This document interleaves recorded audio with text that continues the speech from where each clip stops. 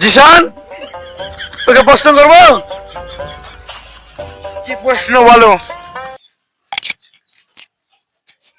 ধরে নে একটা ঝুড়িতে দুটো বাদে সবগুলি গোলাপ ফুল, দুটো বাদে সবগুলি জবা ফুল এবং দুটো বাদে সবগুলি রজনীগন্ধা। তাহলে মোট কিন্তু 3 প্রকার ফুল আছে।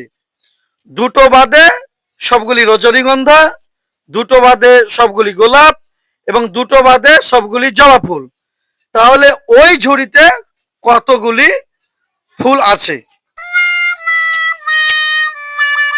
8টা। উত্তর কিন্তু সঠিক হলো না। যদি বলতে চাস তারপর বলতে পারিস। 8টাই হবে। একদম সঠিক। হুম। এই উত্তরটা ধরে নিব। এরা কি বলে দেখি, বলো। তোমরা বলতে পারবে না হয়তো, আজকেও বলবে। আচ্ছা দেখা যাক ফেসবুক কিংবা ইউটিউবের বন্ধুরা বলতে পারে কিনা।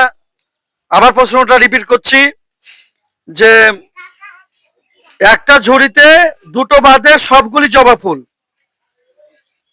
দুটো বাদে সবগুলি গোলাপ ফুল এবং দুটি বাদে সবগুলি রজনীগন্ধা। তাহলে ওই ঝুড়িতে কয়টা ফুল রয়েছে?